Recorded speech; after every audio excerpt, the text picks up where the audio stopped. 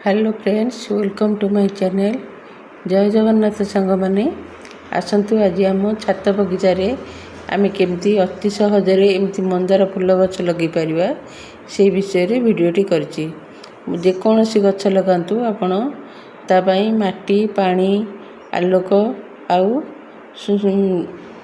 खत सार एसबू थिले यही 5टी टिप्स थिले आपण निश्चित भाव में जेकोसी जगार छात उपरे हो कि माटी हो आम गछ लगे पारिबा।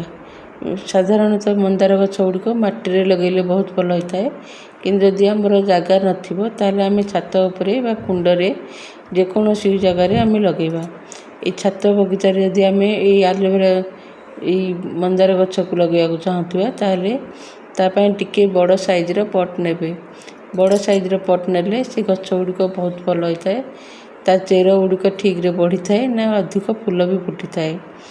आपाई माटी प्रस्तुत कला बेले आम 50% नेबा किचेन कंपोस्ट किंबा गोबर खत कि जिया खत जहाँ भी नेबे गोटे नेबे 50% नेबे 20% नेबे लिंब पीड़िया कि लिंब पत्र आउ 30% नेबे बाली आउ माटी 30% बाली आउ माटी नेले बहुत भल।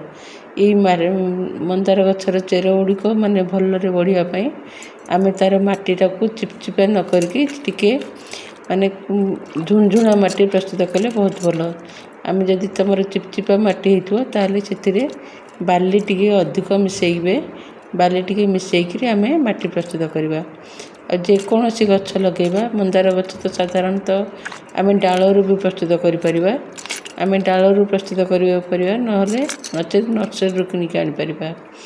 आपण मैंने जदि डालरू गछ प्रस्तुत करने चाहूँगे तार भी मो वीडियो देती देखिपारे। मु प्रत्येक गछ मोर बगीचार जितक गछ अच्छी गोटे भी गछ किणनी, सबू गछ हाइब्रिड गछ हो कि देसी गछ हो सबू मु डालरू प्रस्तुत करती। डालरू केमती आम गछ प्रस्तुत करवा तार भी वीडियो देती, यदि आपण मैंने चाहिए ताले देखिपारे। एरा तो मे मास होई समय आम डालरू गछ हो पारिबनी, जदि आप नर्सरी आनिकी लगे पारे ताले हम।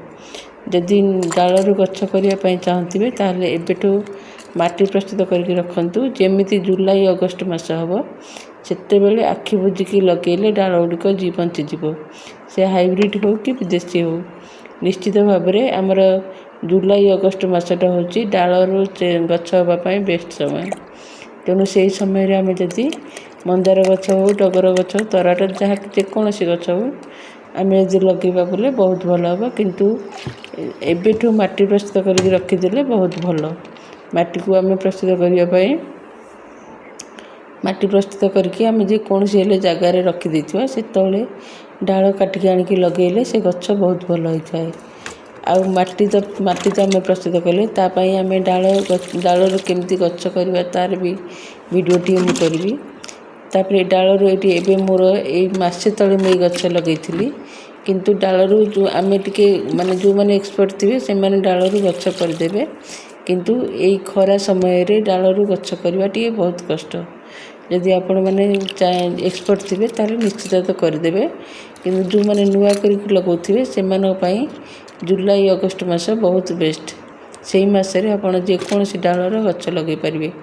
ये मुझे डालर जो गछ करके लगे मुझे बर्तमान ये मोर मंदार गछर माटी गुड़िक सब चेंज कली।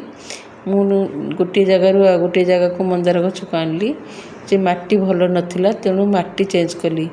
जदि यही समय आप माटी चेंज करुवे ताहले ताकू पूरा गछटी है माने पूरा माटी बाहर करदेवेनी, तार 30% माटी बाहर करदे। आउ 70% 30% माटी थी 70% माटी बाहर करदेकि ता चेर गुड़िक काटिदेवे। काटिदेकरी एमती जेकोसी बड़ जगार मोर ये 20 लिटर बाल्टी यहाँ आपड़ 20 लिटर बाल्टी हो कि ग्रो बैग हो बड़ साइज्र बैग्रे लगेले बहुत टे भल होता है। यही गछटी बहुत बड़ होता है ना फूल अधिक फुटापी आमको टे बड़ साइज्र पात्र नेले भल। ये बर्तमान मुझे जो गछ गुड़िक लगे माटी जेहेतु चेंज कली, माटी चेंज कलापर से पत्र गुड़िक टे हलदिया पड़गला। जहाँ भी यहाँ खरा दिन आम माटी चेंज कले निश्चित गछ को टे बाधा हे। तेणु मुझे किसी माटी चेंज कला परे एटी किसी लिक्विड फर्टिलाइजर दे दूची आलोवेरार लिक्विड फर्टिलाइजर यही गछ माटी चेंज कला बेले कि गछ लगेला बेले से बहुत भल काम करता है। माटीर ग्रोथ गछर ग्रोथ बढ़ापी आउ माटी फंगस न लगे यही आलोवेरा लिक्विड फर्टिलाइजर टी सब बहुत भल थाए। एमितिरे भी आलोवेरा लिक्विड फर्टिलाइजर सबु प्रकार सार थाए। आम सबु प्रकार सार यही आलोवेरा लिक्विड फर्टिलाइजर पाइपर। तेणु आम आलोवेरा लिक्विड फर्टिलाइजर घर प्रस्तुत करके जदि गच्छरे देबा तापाई सबुठ बहुत भल। बाहर केमिकल फर्टिलाइजर किणी अपेक्षा एमती घरे जदि आलोवेरा आपन करथिबो ताले आलोवेरा पत्र दुईटा एमती पानी रे चकड़ी देकी सेई गछ सेई पानी की जदि आम गच्छरे देदेबा ताले मरी जाउथबा गछ भी जीव जो कहती। तेणु आम एठू बाहर केमिकल सार न किणिकी एमती निजे घरे प्रस्तुत करवा। आउ माटी प्रस्तुत कला बेले ये देखंतु एटी मोर मंदार गछपाई केमती माटी प्रस्तुत करची। माटी पूरा झुंझुणिया हेबो। माटी पूरा झुंझुणिया हेले जो मंदार गछपाई बहुत भल। मंदार गछ लगेबार आलोवेरा लगेबार 2-3 दिन पर मुई फर्टिलाइजर टी दउची। ई फर्टिलाइजर टी होची सोरिष पीड़ियार फर्टिलाइजर। सोरिष पीड़ियार फर्टिलाइजर मंदार गछपाई बहुत भल लागे हुए। तेणु ये सोरिष पीड़ियार फर्टिलाइजर टी आम देवाई मुझे माने 10 लिटर पानी रे 200 ग्राम खंडे नहीं सीटा मुझे गछ मानक भी देवी ता सहित मंदार गछरे भी देवी। ये किसी कदली चोपार लिक्विड फर्टिलाइजर नहीं जेकोसी फूल फल आमर कदली चोपार लिक्विड फर्टिलाइजर टी बहुत भल काम करता है। यदि आपण मानकर बगीचारे फूल फल गछ थिबो ताहले निश्चित ये कदली चोपार लिक्विड फर्टिलाइजर प्रस्तुत करंतु। कदली चोपार लिक्विड फर्टिलाइजर किपर प्रस्तुत हुए मु भी वीडियो करिछि। यदि देखा चाहते ताहले देखिकी कदली चोपार लिक्विड फर्टिलाइजर प्रस्तुत करंतु। कदली चोपा आउ सोरिष पीड़िया से दुईटा याक आमर मंदार गछपाई बहुत भल। ता सहित मुझे नहीं बायो एंजाइम लेंबूर बायो एंजाइम लेंबूर बायो एंजाइम नहीं मंदार गछ को टिके आमर माने मंदार गछ को आमर अम्लीय माटी बहुत पसंद। तेणु यही अम्लीय माटी पसंद कर माटी प्रस्तुत करने माटीर पीएच ठीक करने आम जदि एमती लेंबू कि कमलार लिक्विड फर्टिलाइजर घर प्रस्तुत करके एमती गच्छरे देबा ताहले माटीर पीएच बहुत भल थाए। तेणु मंदार गच्छरे देवाई मुझे किसी लेंबूर ये बायो एंजाइम प्रस्तुत करी जो मुझे लेंबूर बायो एंजाइम दूसरी। तेणु आम जेकोसी गछ लगे आमको यही 5टी टिप्स फॉलो करा पड़ो। आपण घर तैयारी सार देले आहुरी भल कारण बिना खर्चरे आम अल्प खर्चरे आम केमती घर फूल गछ फल गछ पनीपरिया गछ बा साग गछ लगे पारिबा से विषय में सब वीडियो करे। आपण यदि मंदार गछरे यही फर्टिलाइजर टी देबे देखिए 15 दिन भितर आपण गछ पूरा चेंज हो ना। जदि फूल कढ़ झड़ी जाउथबो पत्र पाचिला पड़ जाउथबो किंबा फूल फुटू नथिबो ताले यही फर्टिलाइजर टी देला परे आपण गछरे ढेर सारा फूल फुटिबो ना। आपण बाहर आ फूल तोलिया बाहर को ऊपर अन्य कौनसी बगीचा उपर निर्भर करने को पड़ोनी। तेणु यही लिक्विड फर्टिलाइजर टी मोर ये मुझे प्रस्तुत करी। लिक्विड फर्टिलाइजर सब लिक्विड फर्टिलाइजर सब माटीर माने पात्र अनुसार देवे। जो साइजर पात्र रखिथे से पात्र अनुसार आम गच्छरे देबा कारण तले गछ लगेबा आ कुंडरे गछ लगेबा भितर बहुत फरक। तले आम बाल्टी जगह 2 बाल्टी सार कि पानी देदेले से चलो माटी से तलक पड़ो किंतु एठी आम बाल्टी लगेचे जी तार चेर जो जाए जाइए से जाए आम लिक्विड फर्टिलाइजर बा पानी देबा ना अजथारे पानी सार देले से गुड़िक तलू को बोहीज कि लाभ हेनी। तेणु सब लक्ष्य करेंगे माटी रे बेसी मंदार गछरे बेसी भी पानी देवेनि।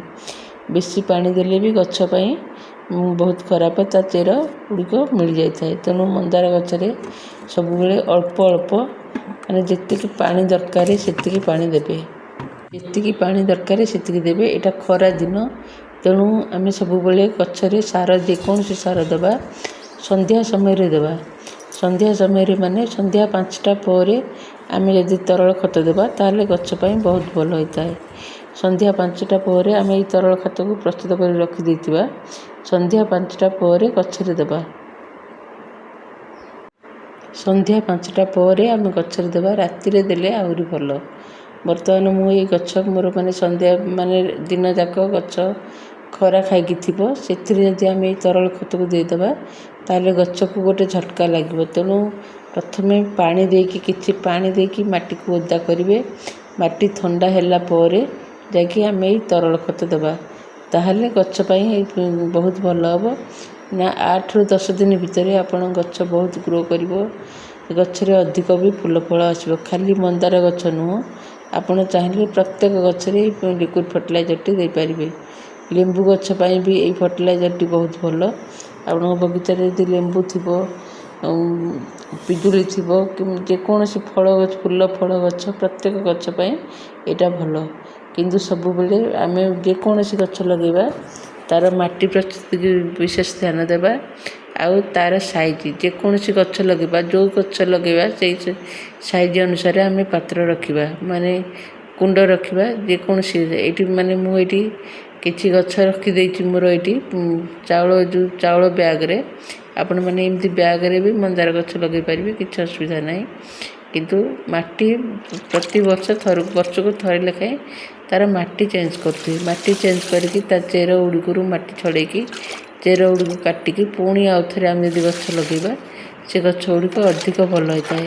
କିନ୍ତୁ ମୋର ଏବେ ନୂଆକିରି ଗଛ ଏବେ ଗଛ ଆଣିଛି ଟ୍ରାନ୍ସଫର୍ ହୋଇକି, ସେ ଅଧିକାଂଶ ଗଛର ମାଟି ଖରାପ ହୋଇଯାଇଥିଲା, ତେଣୁ ମୁଁ ମାଟିକୁ ଚେଞ୍ଜ କରିଛି। ଆପଣମାନେ ଯଦି ଏଇ ସମୟରେ ଗଛର ମାଟି ଚେଞ୍ଜ କରିବାକୁ ଚାହୁଁଥିବେ ତାହେଲେ କିଛି ଦିନ ପାଇଁ, ଅଳ୍ପ ଦିନ ପାଇଁ ଏମିତି ସାର ଆଉ ପାଣି ଦେଇକି ଗଛକୁ ଟିକେ ଛାଇ ଜାଗାରେ ରଖିଦେବେ। ଯେଉଁଠି ଛାଇ 1-2 ଘଣ୍ଟା ଖରା ପଡ଼ୁଥିବ ସେଇ ଜାଗାରେ ରଖିଦେବେ, ନହେଲେ ଗଛ ଗୁଡ଼ିକ ଝାଉଁଳି ଯିବ ନା ନଷ୍ଟ ହୋଇଯିବ।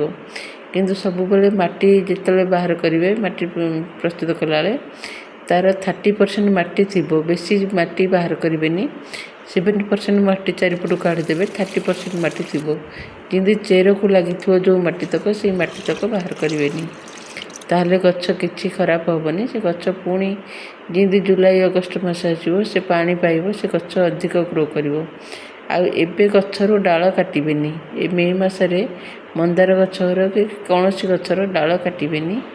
ଜୁଲାଇ ଅଗଷ୍ଟ ମାସ ବେଳକୁ ଡାଳ କାଟିଲେ ସେ ଗଛ ଗୁଡ଼ିକ ଭଲ ଗ୍ରୋ କରିଥାଏ। ଗୋଟିଏ ସିଜିନ୍ ଯାଉଥିବ ଆଉ ଗୋଟିଏ ସିଜିନ୍ ଆସୁଥିବ, ସେଇ ସମୟରେ ଯଦି ଆମେ ଗଛର ଡାଳ କାଟିବା ତାହେଲେ ଗଛ ପାଇଁ ବହୁତ ଭଲ। କିନ୍ତୁ ଏଇ ସମୟରେ ଅଧିକ ଖରା ହେଉଛି। ଏଇ 40 ଡିଗ୍ରୀ ଖରାରେ ଆମେ ଗଛକୁ ଗ୍ରୀନ୍ ରଖିକି ଫୁଲ ଫୁଟାଇବା ଟିକେ ବହୁତ କଷ୍ଟ।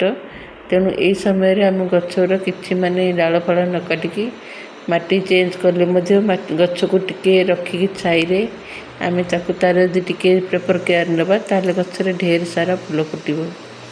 ଆଉ ମୁଁ ଏଠି ଏବେ ସନ୍ଧ୍ୟା ସମୟରେ ରାତିରେ ପାଣି ଦେଉଛି, ତେଣୁ ଲାଇଟ୍ ଟିକେ କମ୍ ଅଛି। ଆପଣମାନେ ଚାହିଁଲେ ଏଇ ସନ୍ଧ୍ୟା ସମୟରେ ଛାତ ବଗିଚାରେ ପାଣି ଦେଲେ ବହୁତ ଭଲ।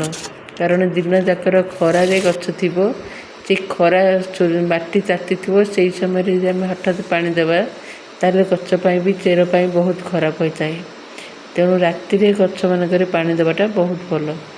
ଆଉ ଯଦି କିଛି ଦିନ ପରେ ଏମିତି ବଗିଚାରେ ଆପଣ ବହୁତ ସୁନ୍ଦର ସୁନ୍ଦର ଫୁଲ ପାଇବେ। ଜୟ ଜଗନ୍ନାଥ ସାଙ୍ଗମାନେ, ରହିଲି। ଯଦି ଏମିତି କେୟାର କରିକି ମନ୍ଦାର ଗଛ ଲଗାଇବେ, ଆପଣ ବଗିଚାରୁ ଢେର ସାରା ଫୁଲ ପାଇପାରିବେ। ଆଉ ଡାଳରୁ କିପରି ଗଛ ହୁଏ ତା'ର ବି ମୁଁ ଭିଡ଼ିଓ କରିଛି, ଯଦି ଦେଖିବାକୁ ଚାହୁଁଥିବେ ତାହେଲେ ଦେଖିବେ।